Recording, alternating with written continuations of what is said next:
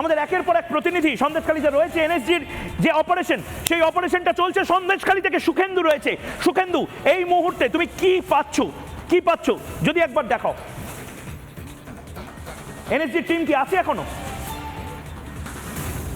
একেবারে দেখো ময়ূক, এই মুহূর্তে আমি যেটা রয়েছি, দেখো আমি দেখাচ্ছি যে এই যে কমান্ডো বাহিনী যারা রয়েছে, তারা গ্রামবাসী যারা রয়েছে তাদেরকে আস্তে আস্তে কয়েকজনকে নিয়ে যাওয়ার চেষ্টা করছে, এবং বহু দূরে যেখানে বোম ডিফিউজ করা হচ্ছে সেখান থেকে কিন্তু এনএসজি বাহিনী যারা রয়েছে তাদের কিন্তু সংবাদ মাধ্যম বা কোনো মানুষকে সেভাবে যেতে দেওয়া হচ্ছে না, এবং তারা বারবার আটকে দিচ্ছেন। কারণ একটা বিষয় এখানে, নিরাপত্তার বিষয়টা অত্যন্ত গুরুত্বপূর্ণ। কারণ যে জিনিসপত্রগুলো উদ্ধার হয়েছে, যে বিস্ফোরক উদ্ধার করা হয়েছে, আমরা দেখেছি যে এনএসজি বাহিনী অর্থাৎ ন্যাশনাল সিকিউরিটি গার্ড তাদেরকে নামাতে হয়েছে এই এলাকাতে, এবং তারপর কিভাবে, এবং আমরা দেখতে পেয়েছি এখনো পর্যন্ত 3টে বোমার যে বিস্ফোরণ এবং সেই বোমার অভিঘাত কীরকম বা কী কী উপাদান দিয়ে তৈরি, সেই বিষয়গুলোকে, সেই বোমগুলোকে যে নিষ্ক্রিয় করার কাজ ইতিমধ্যে চলছে, এবং মিনিট 10-15 অন্তর অন্তর সেই আওয়াজ পাওয়া যাচ্ছে। কোনোটার আওয়াজ বেশি হলেও কোনোটার আওয়াজ আবার কম। এইভাবেই কিন্তু বিভিন্নভাবে আমরা দেখতে পাচ্ছি বিভিন্ন সময় বোমের যে নিরাপদ আশ্রয়তে রয়েছে। তো আমরা দেখছিলাম বিকালবেলা এনএসজির কমান্ডোরা তারা অনুরোধ করছে সংবাদ মাধ্যমের প্রতিনিধি এবং স্থানীয়দেরকে সরিয়ে নিয়ে যাওয়ার জন্য।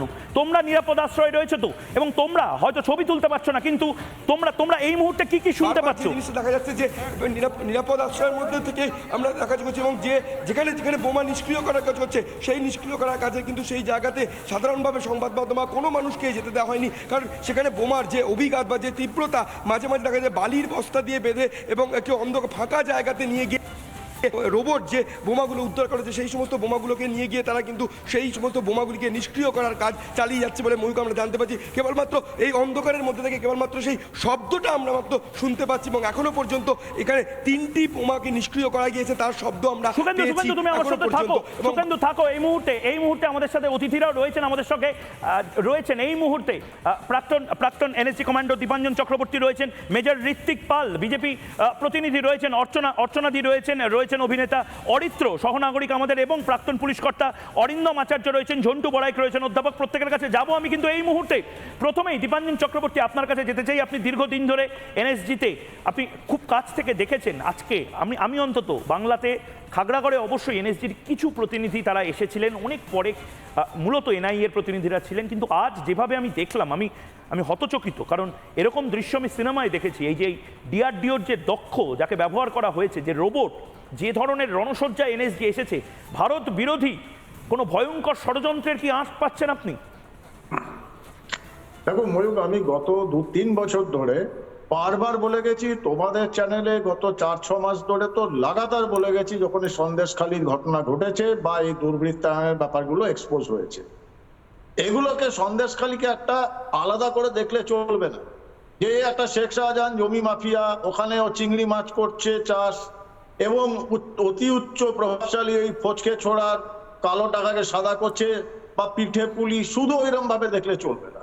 এটা আমি বারবার বলেছি, এগুলো সব সম্পৃক্ত হয়ে গেছে।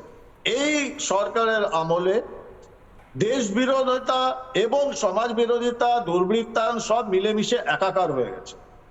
আমি বারবার বলেছিলাম যে এই হাজার হাজার কোটি টাকা ভারত থেকে যখন বাইরে যাওয়ার যে সিন্ডিকেট, তাতে ড্রাগ সিন্ডিকেট, তারা এই স্পেসিফিক বলেছিলাম অস্ত্র চোরাচালানকারী সিন্ডিকেট, মানব পাচারকারী সিন্ডিকেট এবং টেরোরিস্ট অর্গানাইজেশন, এছাড়াই হাজার হাজার কোটি টাকা ভারতবর্ষের বাইরে যেতে পারে না।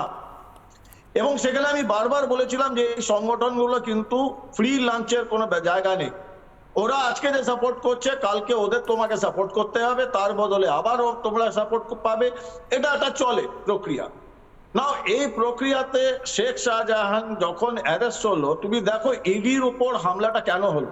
কারণ এদের একটা ভয় ছিল যে সরাসরি রাজ্য প্রশাসনের মদতে, শাসক দলের ছত্রছায়ায় অতি উচ্চ প্রভাবশালী সংবিধানের শপথ নেওয়া রাজ্যের প্রধানের সরাসরি প্রত্যক্ষ মদতে এটা একটা কভার্ড অপারেশন চলবে।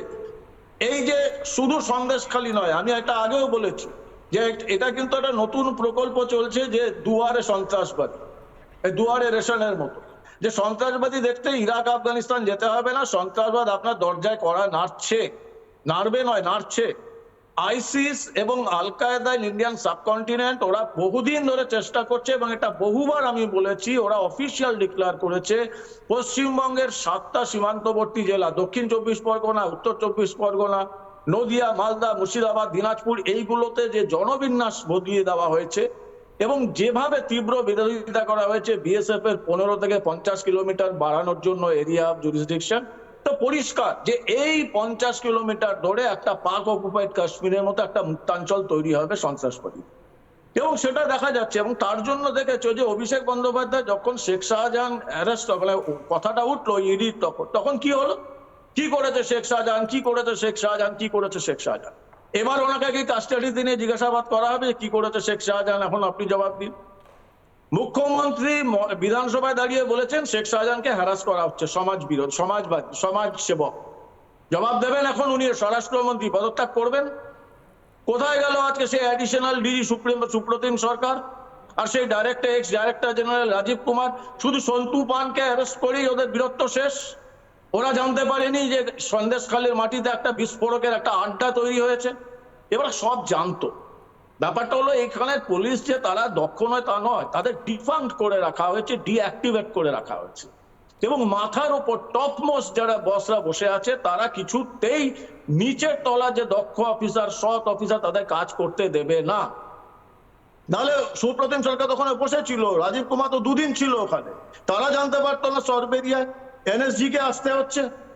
তবে এটাও ঠিক, যেমন দুয়ারে সন্ত্রাসবাদী এরকম দুয়ারে কিন্তু এনএসজিও পৌঁছালো। সুতরাং এটা এখান কিন্তু থেকে বাংলার জন্য ভালো না।